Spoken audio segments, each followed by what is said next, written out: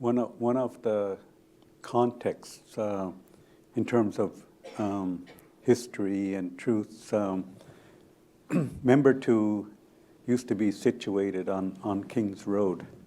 He mentioned his grandfather, great-grandmother, on King's Road Reserve. It was established in 1881, and it was established by the federal government, the Department of Indian Affairs.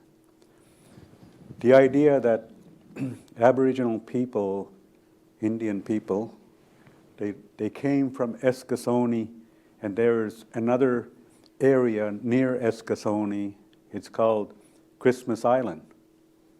And the French at one point called that Île Noël. Noël being French, Christmas. So the Indians that used to live in Eskasoni, in Bodolodek, Chapel Island, Wegoba, Wagmatcook, they used to come to Sydney to come to the port. And the train used to come through the area, and the Indians were always camped in that spot up the river there on King's Road. So as time went on, the women, they used to sell their baskets and whatever they made on the road near the King's Road. They used to, and the train would come by, and then they would sometimes go down to where the Big Fiddle is now, where the ships came in, and they used to sell their stuff to the ship tourists, and the train coming through, and it would stop and keep going to Louisbourg, because Louisbourg had an open port all winter and all summer, but the one in Sydney froze up certain winters, and ice would come into the bay. So the Indians used to come and camp there. There was a rotation of people coming and going in that King's Road. One day, there was a person that had owned a lot of property next to the reserve, and they wanted to develop some kind of a business or buildings, people to live in. They said that the Indians were impeding development, that they should be moved out of there. So the Indians eventually, this conversation was going on from 1897 right up to 19, when the federal government picked up the Indians and moved them up over the hill, and there were like sites in North Sydney, there were sites on Grand Lake Road here somewhere. They wanted to set up the Indian Reserve at 1.3 acres, another 6 acres, and another 70 acres, and another one 67 acres, which was the one that was chosen up in the marshy area where it sits today. So it was in 1926 that Membertou was put up the hill, and it was called the Sydney Reserve for the longest time. Yeah. Well, the story he's just talking about was one of the stories I've heard from, because when I was a boy, I had to sit with these elderly people every Sunday, and they would meet at my great-grandmother's house, and they would discuss the affairs of the community. And that's one of the things they discussed, was what happened. The old reserve that was on King's Road was called Gundawikduk, the place where the big rock was. And it was probably the last maybe 15, 20 years that the last remnants of that big rock, which were situated on the old King's Road side of St. Rita Hospital, were still visible. But that rock has since been blown up by, I think, Fuzzy and Fuzzy's Fries. He bought that property there, and that's what the remnants of the rock was left. But it extended from right about where Churchill Drive, beyond Churchill Drive to Harborview Drive, over all the way to Old Kings Road.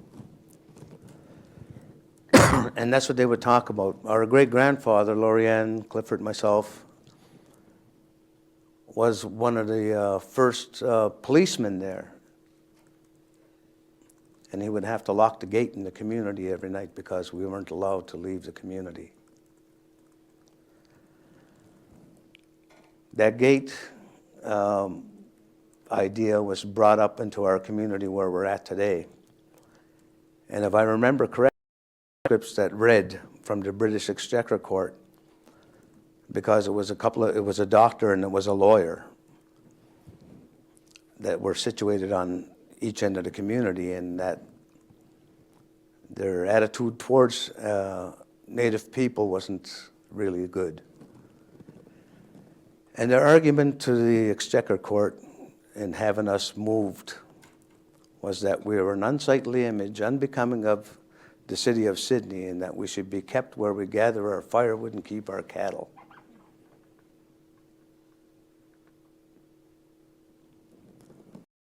Exchequer Court replied back and said, we can't do that. So they recommended that there be an 8-foot fence erected around the community so that we wouldn't be seen by incoming traffic.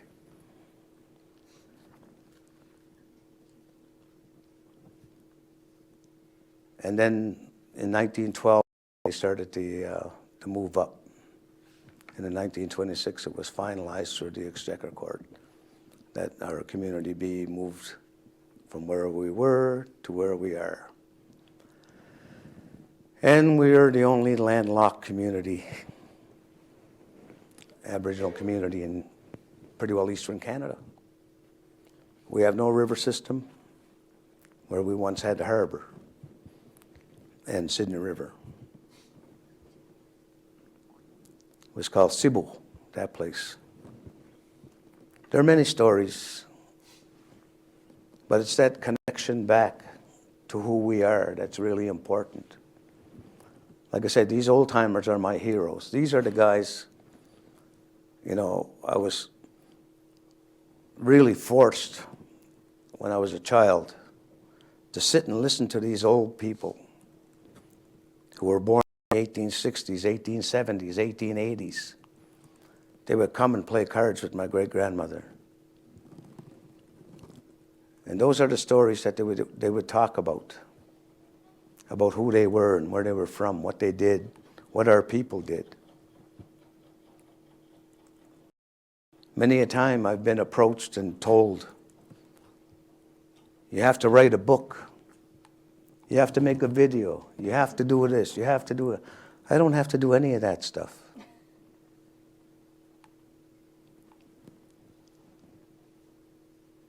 I'm telling the story of people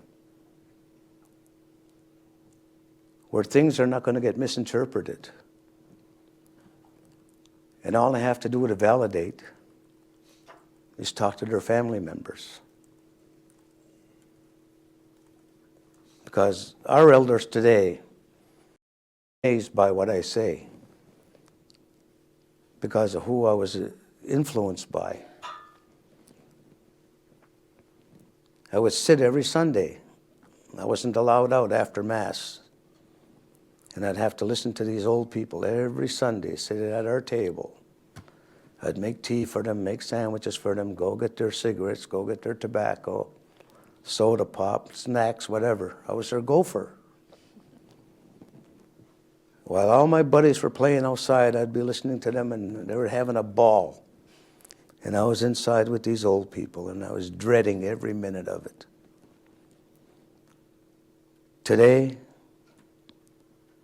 greatest education I ever got. And he was the running water.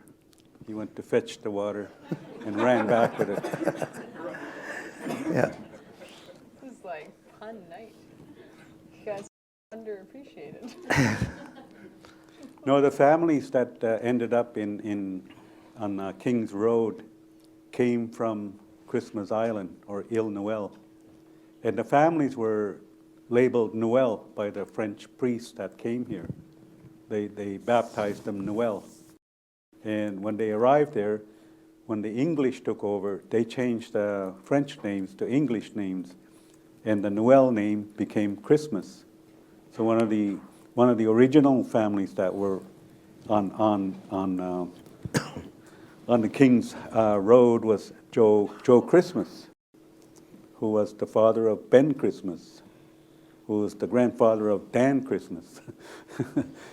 And excuse me, and the Bernards that were living there were Bernards that came from Wagamatcook and Wigglebog, and same with the Gogoos. And the same with the Goog, the owls. And the Marshalls came from Chapel Island. So it's a culmination of indigenous people that were spread out all over the Brador Lakes, and some came from mainland and some came from Prince Edward Island. That's why we call ourselves Nogama, where we are related. My grandmother was Catherine Bernard, and she had a relative in Chapel Island. We were related to the Bernards there and the Bernards in Wagaba and Wagamatcook. So when you say Mi'kmaq people, all of our relations, or Msitnogama, or we are related. In fact, the word Mi'kmaq is a word that was appropriated to us, but initially we call ourselves Ulnu. Ulnu is who we are. People of the land. And, you know, Uskijinu. our people, and again, we look at our history. In Halifax, for example, you cannot go around Halifax without running into the word Shabakto, right? Another mispronounced word from our language. It's Jubuktuk, not Shabakto. Ukchi Abahtuk. Yeah, Jibaktu. Jubuktuk.